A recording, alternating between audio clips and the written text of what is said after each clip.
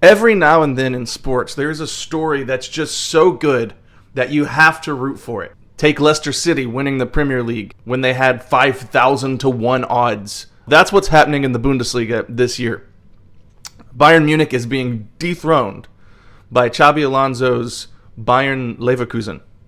And so I've got to react to this. I've got to know tactically what's going on. What's the management style of Xabi Alonso? And why is it that he and their team is having such success? I saw a photo just the other day that showed out their last 35 matches that they've won 30 and drawn 5 times. They literally haven't lost in 35 matches. So I'd like to see, this is Football Meta. He does a great job with tactical analysis, and I always learn a lot when I watch his videos. So I check out the original video. Shout out to Football Meta. He puts great videos out. This is 4 months ago, so I'm sure that things have changed a little bit as the season has progressed. But let's dive in and let's find out what exactly is going on with Bayern Leverkusen. Here we go. What do you get when you mix the gegenpressing intensity of a manager like Jurgen Klopp, the positionist structure of someone like Guardiola, and the relationist clusters of a manager like Fernando? Wait, he literally is combining all of the major philosophies of football in one? Is that really what's happening here? Well, the answer is Xabi Alonso's Bayer Leverkusen. Their style is a combination of all these principles, bridging the gap between all the main philosophies of modern football and creating their own unique approach. From build-up to counter-attacks to counter-pressing, Bayer Leverkusen are scoring in every way imaginable, and Xabi Alonso is grabbing all the attention with his style of play, with the German team very quickly becoming one of the most entertaining teams in European football. Let's take a look. When Alonso took over as head coach in October 2022, Bayer Leverkusen were in a dire state, sitting 17th in the Bundesliga and looking like an extremely disjointed squad. But just 1 year later, and Alonso has completely changed the identity of the team, instilling some exciting principles based on attacking play and defensive intensity. As a result, Bayer Leverkusen were able to claw their way up the table and claim a spot in the Europa League. Now I have a question to ask here. Does the Bundesliga, I'm not exactly sure because I don't watch very often, does it have 20 teams in the same way that the English Premier League has? Because if that's the case, 17th is that's near fighting relegation there. So to move from a relegation position or a potential relegation position to where they're at now, they're obviously going to win the league this year. That's just so impressive. But yeah, let me know down there. I don't know exactly the structure of the Bundesliga because I haven't watched that much of it this season. And their start to this season has been nothing short of spectacular, currently setting the standard in the Bundesliga. It's hard to give their style of play an exact name, as they're not extremely reliant on one single way of playing. But the statistics can help us pinpoint what kind of team Bayern Leverkusen is. Firstly, their tactics are highly reliant on passing combinations. So far this season, they've completed the most passes than any other team, and the close proximity between the players is reflected in the amount of 1-2s they complete. We can get a good sense of this proximity by looking at the players' average position throughout the season, with players perfectly positioned in a way to create triangles and easy passing routes. As a result, they also rank high for possession, averaging around 60% possession per match. On the pitch, Leverkusen have started every game in a 3-4-2-1 formation. However, in reality, it is much more resemblant of a 4-2-3-1, with the right wing-back Frimpong acting as the right winger and Grimaldo being used in a role more resemblant of a fullback rather than a wing-back. Again, their average position suggests this structure, with the 4 defenders, the 2 holding mids, the 2 inside forwards, and the right wing-back. It's crazy to me trying to see the tactics, to see the formation structure intact when the shape is not the same. So he's showing here how this really is that you've got the 4 defenders at the back line, you've got those 2 holding midfielders, you've got 3 up here. So it really is holding that structure, but because everything is so condensed right there in the middle of the pitch, it's really hard, especially for somebody who's new to the game, it's really hard to see tactical formations on the pitch because of how condensed everything is, it seems like, with Xabi Alonso. They don't stay out wide. They bunch up real close in the center of the pitch. That's pretty crazy. And the striker up top. We can get a good sense of this shift from a back 3 to a back 4 in this clip here. With the goalkeeper in possession, the first structure is a 3-2 with Grimaldo out wide. However, as they circulate possession and find space to move it forward, it quickly transitions into a back 4 formation, with the right wing back constantly pressed up on the defensive line. However, the players are not fixed to specific positions, and are free to rotate to find space. For example, one of the two pivots often drops in as the fullback. Hoffman or Wirtz can drop into the midfield, and the wingback can also invert into a more central position. But to really understand what makes Leverkusen so dangerous, we need to understand how the double pivot interacts and rotates along with the rest of the team.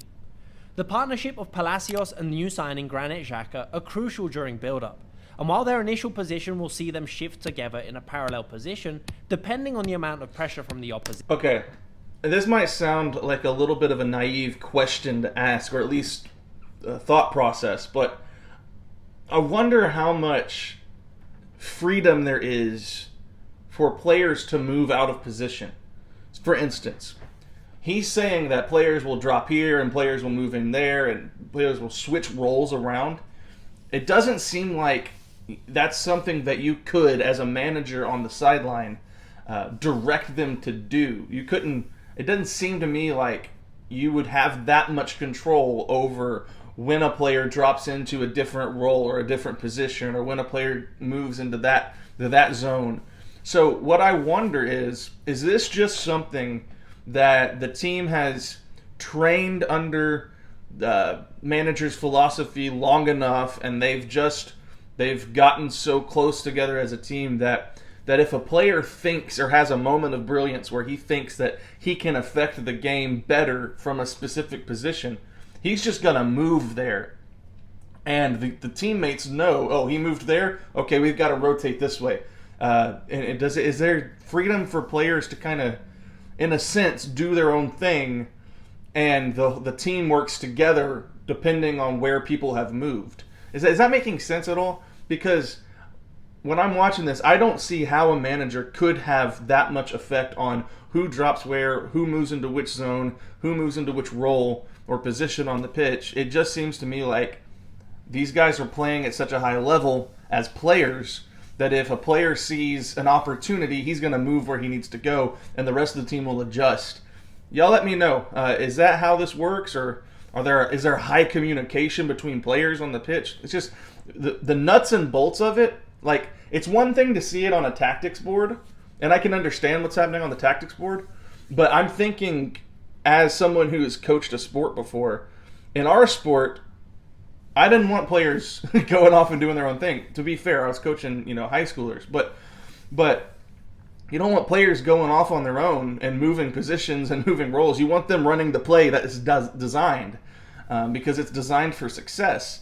So I know I'm ranting here for a little bit in the middle of the video, but trying to understand how it's actually implemented on the pitch, where players have an opportunity to play with freedom, that's something that is really just foreign to me, coming from my sporting background. I didn't play sports where there was so much ability to have creativity and for players to have that much effect on the game. So anyway, that was a long question. Maybe it was naive. Maybe you have some comments on what I just said. Let me know in the comment section below. And by the way, while you're here, please smash the like button on this video. I'm trying to grind away and get my channel back in favor with the YouTube algorithm, so that helped me out a lot. Their position isn't fixed, and will attack forward in turns to create more options further up the pitch, often playing in a vertical line, providing extra support to the inside forwards. For example, as the ball moves out wide to the right flank, in order to offer more support, Xhaka can move into a central position. Hoffman can drop into a more active position in midfield, and Palacios can push up into a more advanced position in midfield. This allows the team to effectively and consistently overload the opposition, and will form these clusters of players all across midfield, forcing the opposition to tighten their shape before finding players away from this congested area and with space to attack forward. Here's an example of this rotation. The ball shifts to the right flank, Xhaka moves inside, Palacios pushes up, and Hoffman drops deep. This creates this box shape out wide, And as the opposition tighten their shape to stop this overload, as soon as Leverkusen are able to break free from the pressure, their first objective is to switch play into the opposite flank. In this case, with that's beautiful. Look at that. There's so much open space over here because the opposition is just bunched in this little tiny cluster, and you leave a wide swath of the pitch just wide open. And so if you can, from that position, swing that ball to the other side of the pitch, you've got an attack with numbers. Oh my gosh. Genius. Grimaldo in acres of space to attack forward on the left flank, and in a 2v1 against the opposition's fullback. Their ability to create these congested areas mean the opposition will very frequently break their line and struggle to keep an organised shape. And once Leverkusen find their way out of this area, they instantly look to shift the ball out wide to players in more space. But for these clusters of players to work effectively, even the movement of the striker is extremely important. Depending on which side the team is building down, then the striker will shift his position accordingly to always pin the centre back on the side of the ball. This ensures that the defenders can't push up to stop this overload, and will essentially create a big gap between defence and midfield, giving Leverkusen even more space to attack forward. If they are able to break free of the pressure, then the positioning of Boniface means Leverkusen will often find central routes to progress through, with the striker either laying it off or turning and attacking the back line. Here's an example from their game against Bayern Munich. As Leverkusen move inside from the left flank, Boniface is in a position on the left inside channel, giving the team a quick vertical option away from the cluster. While this play didn't work out, you can see how this group of players forced Bayern Munich to tighten their shape, and Frimpong potentially had all the space ahead of him to attack forward. Their first goal against Köln perfectly highlights their principles from start to finish. Firstly, we have the double pivot in a line in order to give the team a central option. As the team breaks the first line, then Palacios pushes up between the lines to give the team a more advanced option in midfield, leaving Xhaka as the only holding midfielder. This run forward creates an overload between the lines, with the space being made even bigger with the striker and the wingbacks threatening a run in behind and pushing the defensive line further back. As they find space, the objective is now to move it into Boniface, breaking the midfield line and now having 5 players against the back 4. We have the wingbacks out wide, the striker holding midfielder and the inside forward in the centre. Whilst their build-up and progression into midfield is impressive, it's their efficiency in the final third that has caught everyone's attention. When it comes to attacking the box, Leverkusen are extremely direct. They rank in the top 3 for chances created from dribbles, cutbacks and through balls, but rank last for chances created from crosses, showing how they are much more reliant on central progression rather than delivering balls into the box. Given that there are... Which, guys, I'll be honest, that's the kind of football I want to watch and I want to play. I'll be very honest with you. I think it's beautiful, but when teams are reliant on crosses into the box, it's not for me as a new fan. It's not as fun to watch when you're trying set pieces so often and you're trying to get crosses into the box. They can be wildly brilliant and wildly beautiful when it happens, but the kind of football that I like to watch is the progression up the pitch. It's the playing through the center. It's the creating chances by overloading numbers on the attack. I think the reason why I probably resonate with that more is just because of American football and the way that it is played.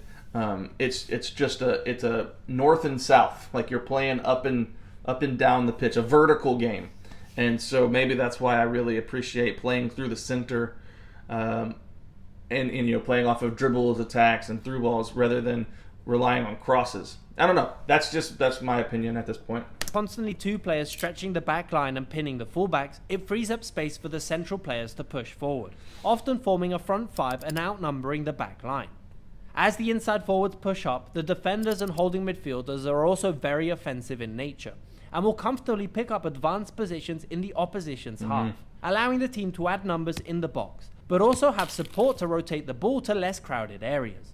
Right. Here's a quick example against Bayern Munich. As they move into the final third, there's 4 players on the back line. In this case, the inside forward Wirtz is giving the width, and so the left wing-back Grimaldo is occupying a central position. But the true danger is created because the right centre-back Kosuno has pushed up in line with one of the holding midfielders, How is there so much allowing space Xhaka here? to gain a more advanced position between the lines. This means it gives Leverkusen two options between the lines, and as Kosuno plays this excellent pass forward, it's now a 6v5 against Bayern Munich's back line. From this position, there are two central options for Grimaldo to choose from and attack the box. Or in some situations, they can move it out wide and look for cutbacks. Essentially, their main progression happens through the centre, before looking to attack the back line through any route available in that moment. And as a result, their attacking routes are extremely balanced between left, centre and right, making Leverkusen extremely unpredictable in the final third. This aggressive mentality and their ability to bring a lot of players into the final third has meant that Bayer Leverkusen are seriously overperforming so far this season. In fact, by taking a look at this graph that measures a team's expected points, measured by using a team's XG for and against, and the team's actual points per game, we can see how they sit well above this line, currently outperforming all teams in the Bundesliga. Finally, not only are they excellent in possession, but their aggressive defensive mentality is also a huge driving force for this team, instantly closing down the opposition with a well-organized, man-oriented press. In fact, they currently rank first for gegenpressing intensity and efficiency in the Bundesliga, highlighting this key component of their game plan. While the season is still long, Xabi Alonso has very quickly grabbed everyone's attention, and there's reason to believe Bayer Leverkusen could be title contenders come the end of the season. Oh yeah, they And now definitely. let me know what you think of Xabi Alonso's tactics, and where do you think Bayer Leverkusen All are right, going to finish so this season? I loved this video. I hope you've enjoyed this video. Man, so many questions arose out of this reaction, but leave some comments down below. What do you think about what Xabi Alonso has been able to create here with Bayer Leverkusen? I'm gonna have to spend some time watching some of their games and actually getting into this. I love what I just reacted to. The mismatch in the numbers. I would love to learn the nuts and bolts of how it's trained and how it's actually performed. That being said, if you like this video, please smash like on it for me. Comment down below what you'd like to see next on the channel. I've got aspirations, and go check out Football Meta and his channel. He's got some great content. That being said, I'll see you guys in the next video.